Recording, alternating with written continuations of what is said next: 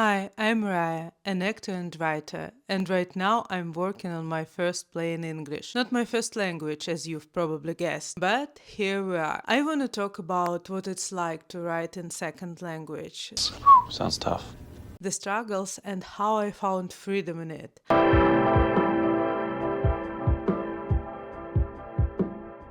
I started writing in English about a year ago, aside from the essays I did for my English class. I had an idea for a play, started working on, and then, of course, I quit. I quit! I realized later the main reason I gave up, I was trying to write in English the same way I did in Russian. I wasn't thinking in English, but it's almost impossible to translate everything I've learned in my native language since childhood into a language I've only been learning for about 5 years. In Russian, I've been collecting voices since I was a kid, listening, watching, writing down things people say. I have a whole list of characters. I do the same in English, but it takes time to develop them to collect enough from different perspectives. Now I'm trying again. This time I've taken the approach of a curious explorer so that language doesn't hold me back. English feels like a new voice that I found. I believe every language gives you a slightly different personality. My Russian personality is doubtful, overthinking, and a bit fussy. My English personality is curious, braver, younger. Okay, not what I had in mind. She's still learning, so she doesn't mind if she sounds a little weird. That's why I write in English. I want to try my new personality to understand myself deeper through a new language. And of course, I'm proud of myself when I go further.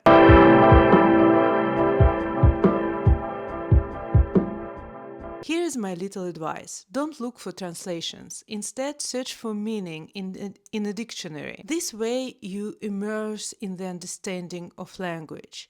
Every language is unique, and the meanings can be quite different. Whoop-de-doo! What does it all mean, Basil?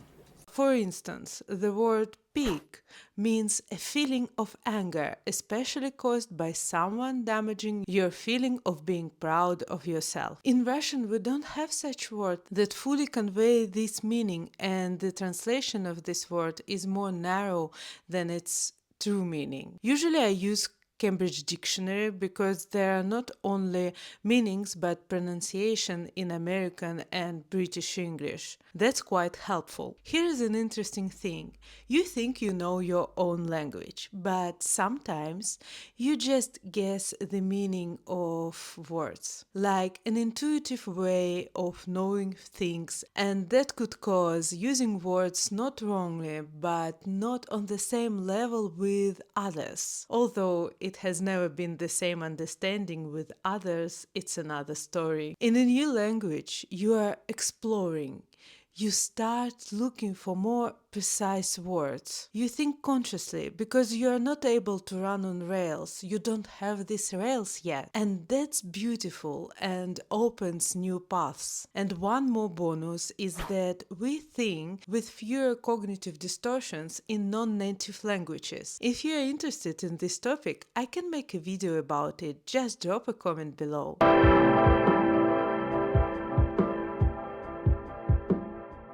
I like finding freedom in the restrictions. When you don't have any, it's chaos.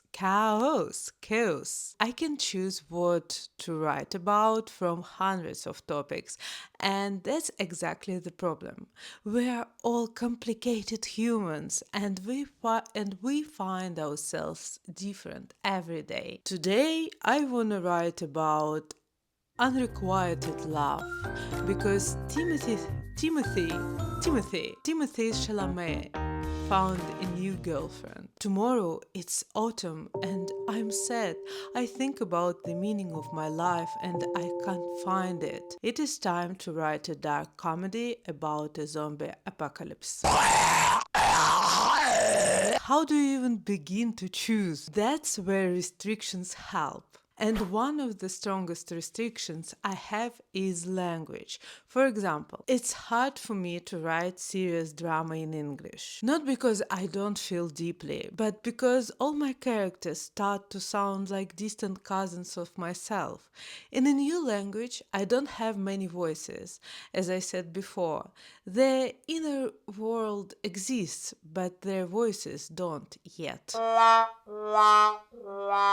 So instead, I build slightly surreal worlds where people don't speak like real humans. I write what feels real emotionally, even if it looks nothing like the real world. And it works. I often skip topics that are deeply Russian. Not because I'm not interested, but because I don't know how to carry them in English without sounding like I'm explaining my culture to a tourist. I don't write about class, race, or gender politics. Not because I don't care, but because I am afraid of saying the wrong things. So instead, I write personal stories where I can be honest, not correct. I avoid writing about subtle emotion shifts like quiet shame or that specific kind of jealousy between two women pretending to support each other. Because I don't know the exact words for those tiny shifts. So I write things that are bolder, louder, funnier. I avoid big existential topics because in English I don't trust myself. Not to sound like a self-help book. In Russian I could say «смысл жизни» with half smile. In English, it feels too sincere. So yes, language limits me, not only in how I write, but also what I write about. Some topics feel too delicate, too local, or too complex for my current English. And that's very different from what I written in Russian, because I like the impressionist kind of writing, where nothing happens but something changes. It's curious to write something really different, simpler, louder, funnier, or stranger. That's what English lets me do. For now. So yes, freedom in restriction. You don't have to write in foreign language to feel it. You can create your own limits. Any rule that helps you stop overthinking and start writing, that's a good rule.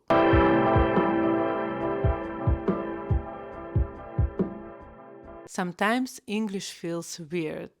You can turn a noun into a verb without even changing it. Water plants, Google it, elbow someone. And I like this easy way because in Russian, one verb can have so many forms that sometimes it's hard to keep the rhythm. I actually think English is more rhythmical.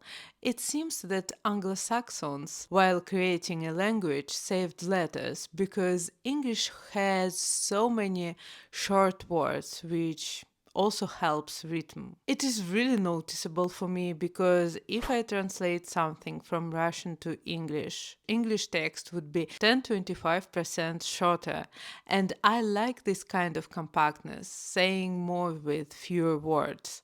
I also use much simpler language when I write in English, and that's a good thing. In Russian, I tend to fall into this Leo Tolstoy tone, long descriptions, words no one would say out loud. In English, I just say what I mean, and when I don't know a word, I don't panic. I focus on movement instead of description, which, by the way, is one of the best writing rules out there. Show more than tell. Writing in English forces me to do that naturally.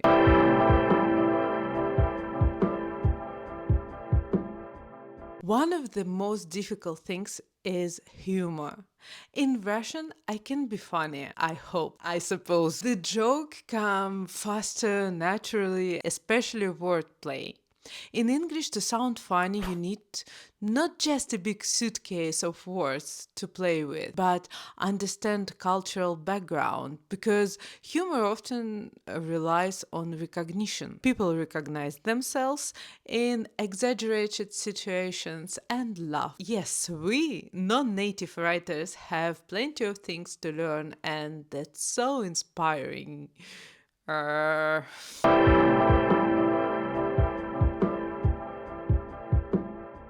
Writing in English changed how I see myself as an artist. I'm still figuring it out. In Russian, I carry history, all the voices I've collected.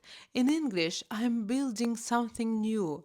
And that feels exciting, a little terrifying, but exciting. In the next video, I'll talk more about collecting voices and observing people. It's a fun empathy exercise that helps with writing, acting, and understanding yourself. So, if you're writing in a second language or thinking about it, I want to say this. You don't have to sound native or be perfect. You just have to say what you mean and let that voice evolve. And who knows, you might discover a version of yourself you didn't know was there. If you write in more than one language or you're thinking about trying, I'd love to hear your experience. Do you feel like a different writer depending on the language? And thanks for watching. Bye!